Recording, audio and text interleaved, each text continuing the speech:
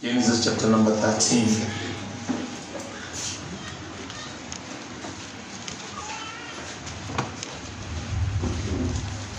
Genesis number 13. Nasoma mstari wa 14 na 15.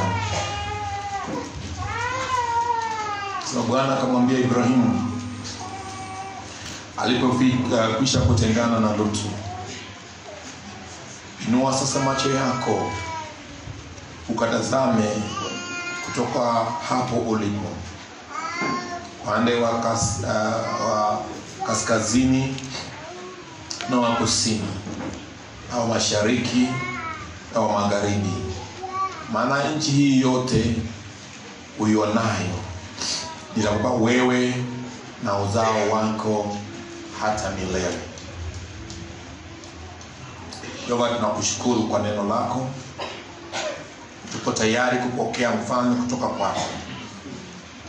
Ondoa yote yaliyo yetu mfalme, lete yote yaliyo yako. Asante kwa maana umetenda. Kwa jina la Yesu naomba na kuamini. Amen.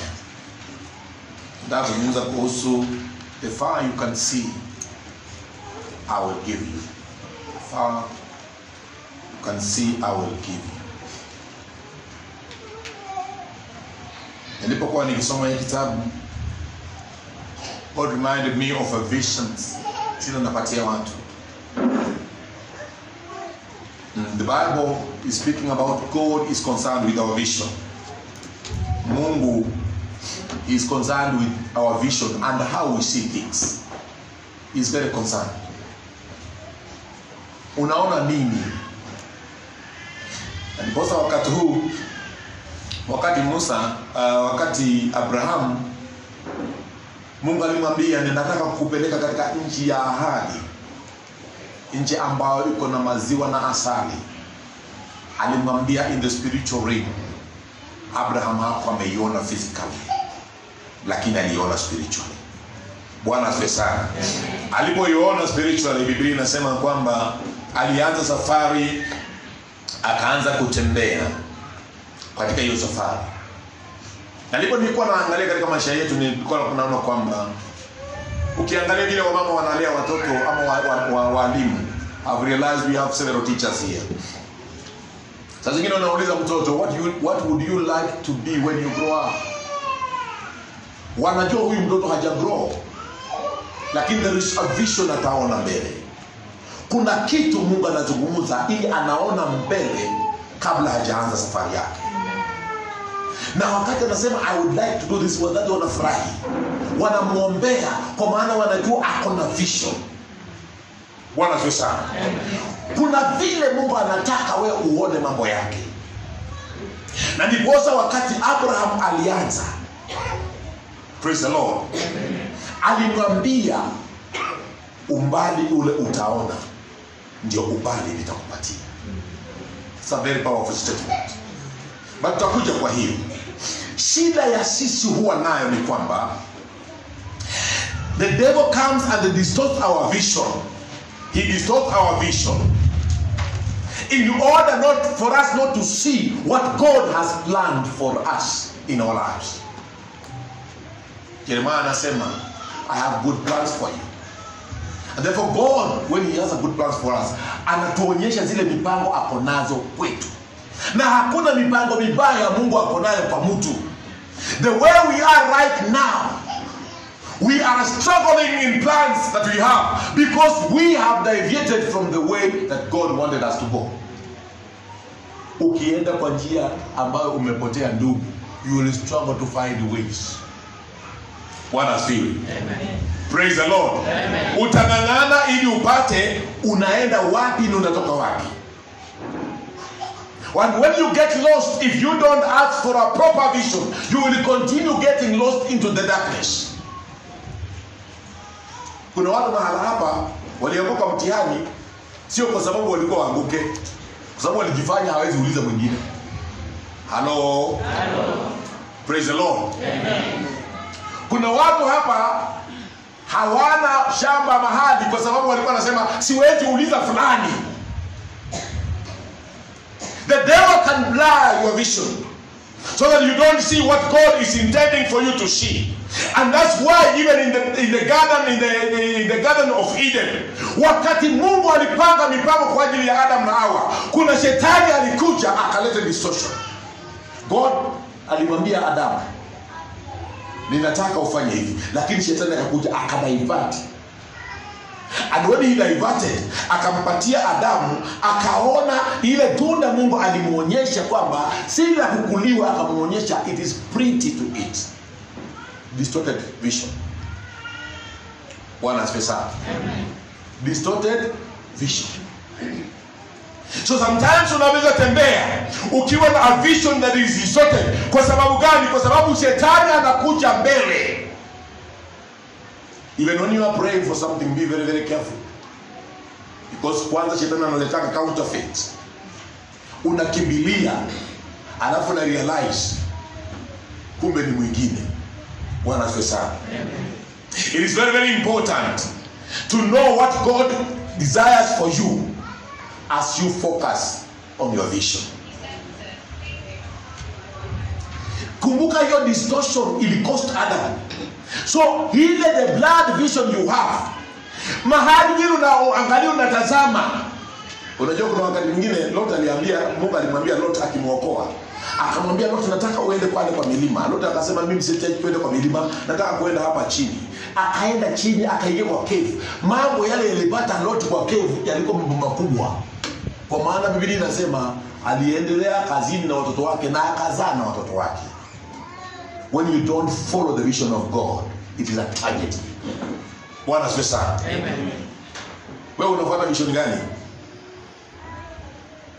Wakati Paulo alikuwa anahubiri injili akitumia ile the standard of the Pharisees and the Sadducees, walimwangalia wakamwambia enda, yeye akachukua fimbo akasema injili yangu nitahubiri na fimbo, and he beat people. Alipiga watu because of a distorted vision. You don't know. We have people, vibawa zao zimeuawa because of distorted vision, even from pastors, from ministers. Instead ya kuona Mungu anaona nini. If you go to a blind person na anakuongoza, or you go to a clever person alafu wewe unamdharau, you cannot see the vision. Kama wewe ni mwanafunzi kama uko hapa na unadharau mwalimu unakufundisha, you will never pass that subject. Hello. Hello. Praise the Lord. Amen. Hata kwa sababu ukiingia namna hii, you switch off. Nasema huyu mwalimu mimi mambo yake sisikiangi. Sio kwamba hausikiangi. It's because you have a distorted version. Bwana asifiwe sana. Amen. So Paulo akachukua mijeredi apige wa Kristo kwa sababu ya distorted vision. Many Christians today, we have distorted vision. Maybe you are the way you are because you are not seeing the far God wanted you to see, or you saw the far God wanted you to see, but you saw it was very costly, kama vile Lot aliona akaona ile hapa karibu. Because the vision of God sometimes is costly. God was not only interested in how Abraham saw things. He was also interested in how far he can see. Na ninafurahia wakati Mungu alipeleka Abraham.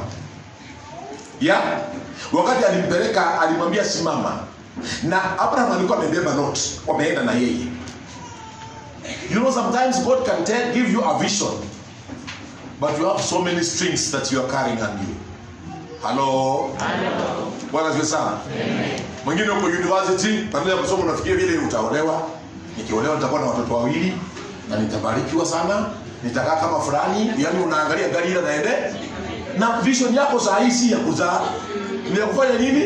Ya kusoma. Sasa wewe ukiona mtu anapiga unasema, "Niambie tu atanioa." Sasa akikwambia atakuoa, sasa vision ya masomo ina hii, unahama campus. Unaenda unaishi na kijana hapa. Ama wengine wanaenda campus wanaishi kama bibi na bwana. Distorted visions. vision yake inapotea. Mama anakaa nyumbani anafikiri mtoto anasoma, anamwambia mama si chakula imeisha, kumbe analisha boyfriend hapa. Mama analisha girlfriend. Distorted vision. And that was the devil would like. Wacha nikwambie kitu kimoja ninajua. Shetani hawezi kuzuia mahali Mungu amekusudia uende, lakini atakuchelewesha. Hello. Hata kuzuia kabisa, lakini atakuchelewesha. He will delay you. Atakuvutia nyuma. Eventually university unaweza maliza, lakini utamaliza na watoto 4. Na watoto wengine wanashafanya kazi wamemaliza. Sasa hivi unamaliza na 45 years. Sasa utafanya kazi miaka ngapi? Praise the Lord. Amen. Sasa Mungu anataka uone. Na wakati alipopeleka huyu Abraham, alimwambia wakati Lot alikuwa ameenda. You know, when Abraham had a lot of faith, alisimama na Lot akafikiria, Lot will think that this is a good old man, amenisaidia sana, amenibeba wakati wazazi wangu hawako, amenisaidia. Akamwambia, can you choose? Akajua huyu mtoto lazima atasema mama weenda hapo mahali iko nyazi nzuri, wacha mimi niende kwa jangwa. Kijana anakuambia alichagua mahali iko nyazi, akajua akaachia mzee jangwa. Hello. Praise the Lord. Amen. Ushaye kusaidia mtu kazi apate kazi na ndio anakuchimba kazini ufutwe? Hao ni manot. Mbie jirani yako siwe Lot tafadhali. Lot anabebwa vizuri, anasaidiwa bwana. Akifika mahali pale anaambia Abraham, hata mimi niko na ng'ombe kama wewe. Hata mimi nimesoma kama wewe. Hata mimi niko na cheo kama wewe. Just because ulimlete hakuoni wewe kama ni kitu. Na ndipo Lot alifanya. Nasema kwamba akachagua. Abraham alipoona amechagua vizuri, aliinamisha kishitaka kaanza kulia. Akauliza Mungu, huyu ni mtu nilisaidia? Huyu ndio mtoto yatima nilibeba? If you are here na wewe ni yatima na umesaidiwa, usione ni nguvu zako mwenyewe. Ni neema ya Mungu ilileta huyo mtu maishani mwako, ndiye akusaidie kwa wakati wale. Bwana asifiwe sana. Me sometimes nasaidia watu bila kuthink where they are coming from. Praise the Lord. Praise the Lord. Amen. If there is a basa mimi nasaidia awe kabla gani, I just do it. Sasa Abraham akaangalia chini na lia. Anamuuliza Mungu, nilifanya makosa gani? Mungu akamwambia Abraham, ninataka ujue kitu kimoja. Lot ameangalia na macho, lakini wewe saa hii inua kichwa chako uangalie juu. Praise the Lord. Amen. Angalia juu. Abraham akaangalia. Alipoangalia kaona, anaangalia pande hii anaona mawe. Anaona tu vumbi tupu. Anaangalia pande hii anaona mawe. Anaona vumbi peke yake. Lakini Mungu anamwambia, hii nchi ndio nimekupatia. Hello. You know the doings of God are very ziko za ajabu sana. Can you imagine? Sasa Mungu amekuahidi Canaan na anakuambia hii ni mawe nataka nikupatie. Praise the Lord. Amen. Bwana asifiwe sana. Amen. Wala kijana mmoja alikuwa anatafuta kazi. Sasa kijana kile alifanya, akasema anatafuta kazi. Sasa kulikuwa na ndugu mmoja akamwambia mimi niko na kazi. Akasema ni sawa. Akaenda akamwambia mshahara ni ngapi, saa ngapi? Akamwambia mshahara. Alimwambia mshahara, naongea kuhusu unaona vile na mama. Alipomwambia mshahara, akamwambia ni sawa, nitakulipa. Nijaza pesa ngapi? Nataka 20,000. Kama nitakulipa. Akasema ni sawa. Haya, kaenda asubuhi akauliza nimekuja kazi. Akamwambia toa hii mawe hapa, weka hapa. Akabeba mawe, akaweka hapa.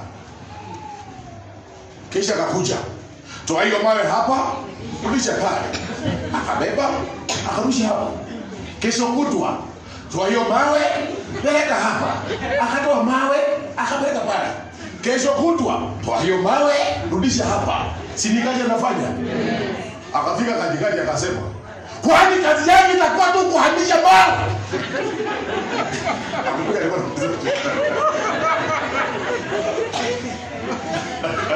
Bwana Yesu sana. Anasema nimewacha hii kazi. Kwani nilikuwa tu nikuhamisha mawe? Na si alikuwa anatafuta kazi. Na si kwa mshahara. Bwana Yesu sana. Sometimes unaweza ona vitu ya Mungu they look dry. But there is something God is looking in your life. There is something God is looking in your faith and in your spirit. Praise the Lord. So Mungu akaambia Abraham, umeona can you walk through? Anza kutembea katika hiyo shamba. Naona Abraham akitembea polepole, naona akienda. Akiuliza kweli hii ndio napewa? Hii ndio napewa kweli? Anaenda hivi anakuja mawe kweli inaweza panda kitu hapa? Hata hajui anaendelea. Lakini kumbe when you walk in faith in what God is purposing for your life, he works something behind you. Praise the Lord.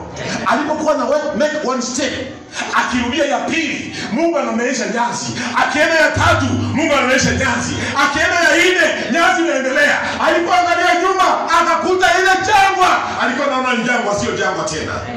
Ni kwa sababu Mungu amebadilisha. When you walk in your vision by faith, there is something God is doing behind you. And that's why he said, seek ye first the kingdom, and the rest shall be added unto you. Are you seeing your vision is dry? It's cumbersome. Inakusumbua. Wacha nikwambie Mungu anajua kile anataka kufanya. Hello? God knows what he wants to do with your life. And when you trust God with your life, God can never fail you. You huwezi shinda Mungu. Hello? Wewe unaweza shinda Mungu? Abraham wakati alifika mwisho alisema, Mungu nimekubali hii shamba, kwa sababu aliangalia kaona sasa kweli imekuwa ni milk and honey. Milk and honey that God is giving does not come with our sight, it comes with our faith. Amen. Praise the Lord. Amen. Anasema Mungu amenibariki. Sasa baada ya kusema wewe unaomba kwa mume ama mke, alafu anasema Mungu unisaidie nipate mume, lakini lazima awe huyu. Yaani unaamini lakini kumbe unaangalia na jichomo. Unaangalia na Mungu nisaidie nipate mjini huyu. Sasa huyu anatoka kwa Mungu ama ni macho yako? Bwana Yesu sana. Sasa huyo mtu shetani akimleta tu aku approach fakely, unasema wacha nianguke na yeye haraka kabla mwingine hajamchukua, kumbe unaangukia makosa. Ask God, is this your real vision? I want to walk with it by faith. And that's why wakati Maria aliposhika mimba na bwana yake akaamua kumwacha, Maria hakuenda kuangana bwana yake. Alimuuliza Mungu, kama kweli ni wewe ulileta mambo haya, uzungumze na mume wangu pale, mzungumzie. Mungu alienda kumzungumzia usiku. Alirudi tu mwenyewe kwa Bwana Yesu sana. Amen. Huyo mume unalilia ama mke unalilia, ukimpeleka kwa Mungu, zile njia naenda zote huko mbali, he will block them. Hello? Kama alikuwa naenda ati amechukua visa na kwambia mimi nimekuacha naenda visa, anaenda na kupa visa iko kanzo, anakuja nakwambia nisaidie kuomba visa Mungu alikuwa anataka afanye nini? Arudi arekebishe mambo kama jaye. Bwana Yesu sana. Hapana fuata na sahani na makarai. Wewe mwanaume enda hiyo ndani ya mke. Ambie Mungu, can you do something here? Praise the Lord. Because Mungu hakuna wakati ameshindwa. Bwana Yesu sana. Hakuna wakati Mungu ameshindwa. Ndipo wakati alipomwambia Abraham, akamwambia can you walk in this land? Abraham walked in the land and it was fruitful. Praise the Lord. Pengine school fees yako ni ngumu. Pengine ulikuwa unataka kujenga nyumba Na hata unachukua miti, una vision ya kujenga nyumba, unachukua miti inakaukia pale, inaoza, unagawa kama kuni. Halo. Shamba unaitisha, saa hii unataka kwenda tu kununua hiyo shamba. The devil has brought a distorted vision. Mwingine anachukua shamba, ama pesa yako inaibiwa, inaisha. It's time to tell Jesus, I want to walk in this dry area. Unajua kitu kigumu cha watu kufanya, it's walking in the dry area with faith. Wanasema tuwache nijaribu. Niliona mwingine alienda kutembelea mwingine hospitalini. Tukaenda pale tukaomba sana. Mungu tenda jambo, Mungu tenda. Lakini wakati nilikuwa natoka akaniambia, hata kama tumeomba sioni waneno. Pastor, mimi sio. Even when the area is dry, trust God. Amen. There's another sister tulikuwa tunashiriki naye katika wa youth. Tulikuwa tunakuja saa zingine madoadoa kwa kanisa. Na akaenda, wakati alipokuwa ameenda katika raha zake, mlango ya gari sio hayakufunga vizuri. Wakipiga roundabout mlango ilifunguka. Akalani kwa barabara. Kichwa ikapondwa. So wakati kile bondo huyo dada haongei, huyo dada hasemi. Baada alikuja kwa kanisa wakamwambia, alikuwa tu akamwambia hatu muelewi. Kabia pastor huyo amekuwa hapa, akaniambia pana. And because we had a prayer team, nikamwambia can we trust God for this sister? Wakaniambia kwa sababu wewe ndio umesema unamjua, wewe ndio utaamini yeye. Sisi tutakufuata tu, wewe muaminie. Nikamwambia ni sawa. Nenda kwa nyumba yao tukamwaminia. Tukasema kama unajua huna imani ya huyu dada kupona, wewe toka kwa hii nyumba. Wengine walitoka, wengine tukabaki. Kwa maana wale walikuwa wamemuona kwa hospitali walijua si mtu ya kupona. Bwana asifiwe. So tukatoka hapa tukaenda kwa hospitali. Tukakuta hapo Kenyatta.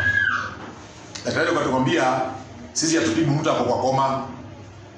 Huyo alitaka kuja hapa siku 7 hapo kwa koma. We cannot treat somebody in a coma. Kaambia Mungu ulisema sio kwa kitanda ya hospitali. Ulisema hata kwa mauti unatoa mtu. Yes. Bwana asifiwe sana. So wakaniambia we cannot work. Nikamwambia hao tuliko nao, want to pray na tuombe yeye peke yake. Tunataka kuombea watu wale kwa hii ward wote. Within 7 days tusiwe na mtu amebaki hapa. Hai ndio akaniambia the pastor unajua madaktari wakisema kitu huwezi ruka. Bwana asifiwe sana. And we want to pray. Tukaenda tukaombea huyu dada hasikii. Lakini tukamtangazia in 7 days hautakuwa kwa hiyo hospitali. Whether unasikia ama hausikii, God akona spare parts ya kila aina hata kutoa hapa. Yes. Na tukaambia Mungu, can you prove you have all the spare parts? Tukaenda kwa wengine tukaombea. Tukatoka. Nikawaambia mimi, mtu asinipigie simu mpaka siku zao 7. Usinitafute mpaka 7 days. Tukaenda. Hakuna mtu alitutafuta. Tukaenda tukakaa siku ya 7. Mwenye alikuwa anapiga simu alikuwa dada ya huyo dada ambaye alikuwa amepata ajali. Akaniambia, ndugu, huyu dada amekuwa discharged. Kwani kumeendaje? Akaniambia alitoka kwa koma. Sasa tuko naye kwa nyumba. Ndio tulikuwa tunakutafuta ukuje kumwombea kwa nyumba. I was not a pastor. But you can walk in that dry ground by faith. Faith haihitaji mchungaji. Faith inahitaji wewe mwenyewe. Hapana jibandika maviraka tu. Hii kiraka ni ya laana, hii kiraka ni antianga alisema nini? Hii kiraka ukiangalia kila mtu akona viraka kila mahali. Hii anti ya kugaa hii sio ya nini? Mimi nililaniwa na anti yangu ndio hii. Mimi nililaniwa na mama ndio hii. Ndugu yangu aliongea vibaya ndio hii. Hata pastor ni nani ndio hii. Kila kitu kila mahali ni viraka. Don't walk with patches on your face. Yes. Walk with faith. Waambie hata kama mmesema laana haitanishika. Bwana Yesu sana. And walk with faith and tell God, can you prove to them that they are wrong? Prove that they are wrong. And God is faithful. He will prove they are wrong. Bwana Yesu sana. Kama uliachwa na Bwana akasema you will not make it in life, tell God, Mungu nifanikishe mpaka ajue sio yeye. Bwana Yesu sana. Ajue ni wewe Mungu ndio unafanikisha watu. Kama dada alikuacha kwa sababu hauna pesa, omba Mungu nisaidie akutane na Prado kwa barabara. Praise the Lord. Hapana lia ati unafuata mtu unapanga ati uende kunyongea SG wapi kwa university, SG wapi, SG wapi. Bwana Yesu sana. Kama genuine trust us God, utaona hakikuandika message sasa to chat. Nilikuwa nataka to chat, mwambie I'm busy in the office, I have some office work, spare me some time, let me pray over it. Bwana Yesu sana. Hapa najua kwamba kumbe Mungu anaweza change direction. Praise the Lord. God will always speak after you have separated yourself. Wakati Abraham aliseparate from Lot, God spoke. What must we do to maintain godly vision? Number one, we must separate.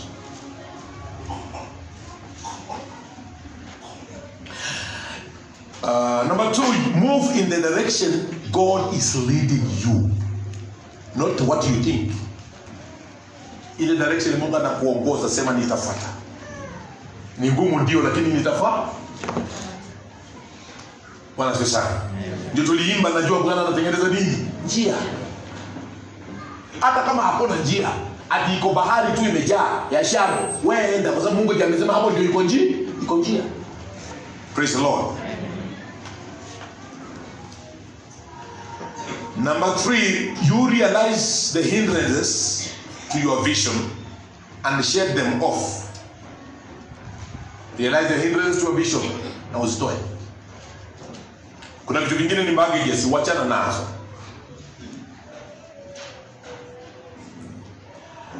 Number five, do not choose things as per your vision.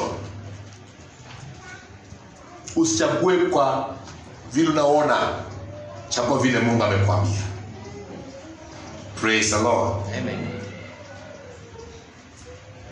Then number 6, listen when God is saying all is well with you. Listen when God is saying all is well with you. Wakati Mungu alizungumza na Abraham akamwambia lift up your eyes and see, alinua macho akaona. Somebody alijua kuna something God is speaking. When God told him the farthest you see I will give you, aliamini na akaangalia. You know, sometimes I don't know what you are seeing right now. Hello. Jima, umbali gani unaona? Na kile kitu tunashukuru Mungu, hakuambia Abraham ukipanda kwa mti uone mbali sitakupatia. Alimwambia ile hata ukipanda mti ile umbali utaona ndio nitakupatia. Wewe unaona umbali gani? Hello. Wengine wanaona umbali tu ya ile familia yao.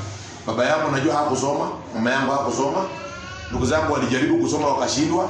Kwa hiyo mimi naomba tu nitafutie kazi ya mjengo. Kwa maana mimi naona hakuna mahali naenda kwa sababu kwetu hawasomi. How far you see? Kwa maisha yako unaona umbali gani ambao unataka Mungu afanye? Bwana asifiwe sana. Amen. How far you see? You know, mimi baba yangu akiwa hai, nilimwambia baba, kama wewe umejenga nyumba ya matope, mimi nitajenga ya mabati. Na kama ulijenga nyumba ya mabati, mimi nitajenga ya matofali. Na kama utajenga ya matofali, mimi nitajenga ya mawe. Na kama utajenga ya mawe, mimi nitajenga ghorofa. Nilikuwa namwambia Bwana Yesu sana. Nilimwambia I must be a step. Lazima nisongeshe mahali uliwacha. Siwezi hapana endelea tu kukaa kwa ile msingi baba yake aliwacha. You must move it somewhere. Yes. Hello. Sasa wengine wanangojea tu ile shamba baba anakata hapo. Wanangojea tu. Na wako tu hapa akataka. Sema baba unajua baba hajakufa. Ndio tulikuwa tugawie shamba ndogo. Sema naonaje? Hata wanaenda kunyoga baba yao. Ama wanaanza kwa Mungu. Unafikiri mtu anaomba na kama naomba baba akufe haraka tugawie shamba. Mungu saidia baba akufe na mama huyu tugawie shamba. Because their vision is just there. Your vision should be baba na mama wako na yao. Nataka mimi niwe na yao. Praise the Lord. Sio mama mimi naona nataka kusongesha karumu hapa kwa nyumba yako hii. Nivute hapa hivi nataka kuoa.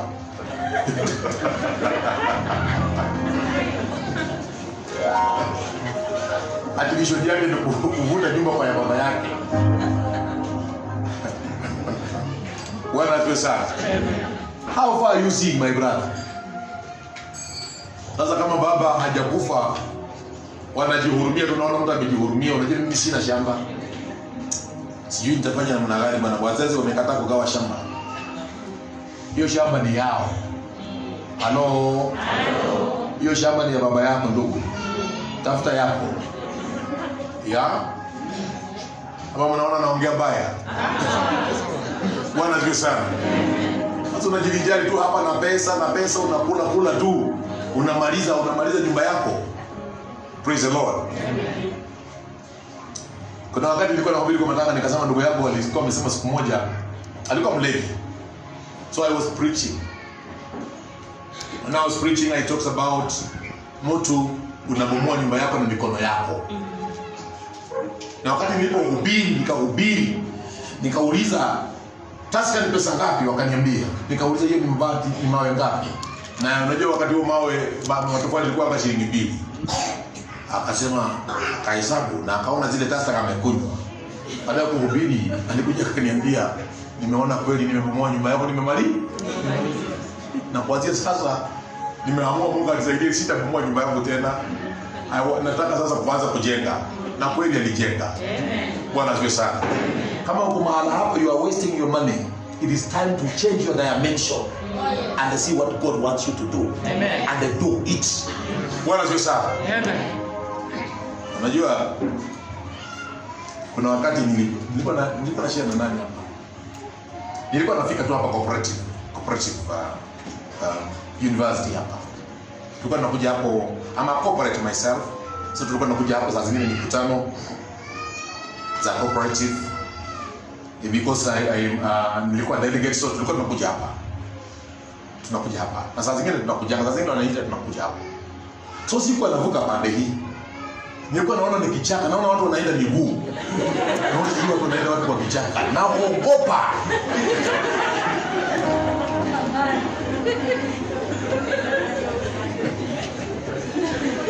Sasa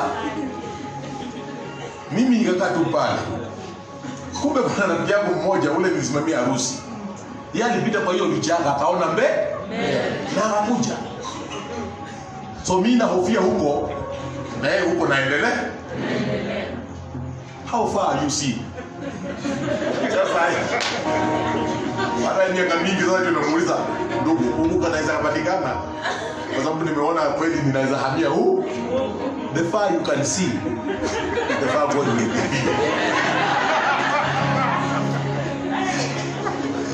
Bwana asifiwe sana. Wewe pengine wewe uko kama mimi bwana. Sasa imagine niko hapa. Hamna pastor here. Kumbe kulikuwa na watu kataka huko.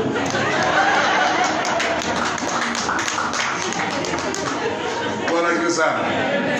Yaani nilijiona mjinga mwenyewe. Lakini Mungu anisamehe. Praise the Lord.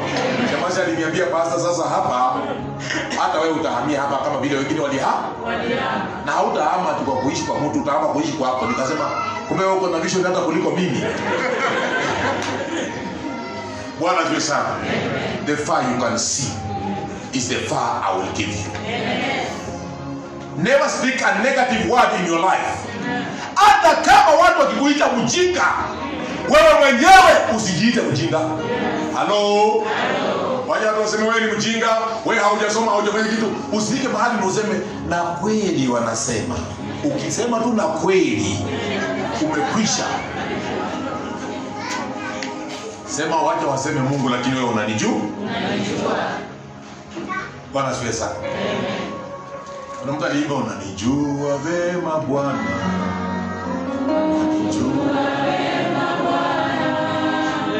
Unanijua vema Bwana. Sasa wewe unasema Mungu amechelewa na uko mbele zake. Praise the Lord. Amen. I know what people fear. People fear kufinyangwa. Wakati Mungu anakufinyanga, si bread and butter. Hello? Kwa hiyo bado ni vinyange. Wakati anapoanza kupraise, watope hiyo namna hiyo. Na anasema mimi nakufinya. I want you to be what I want. And if you want to be a beautiful pot, you must be ready to be refined. Na refining si rahisi. Bwana asifiwe sana. Wacha niombe Mungu atusaidie. Tutajua mambo yale Mungu amekusudia tufanye.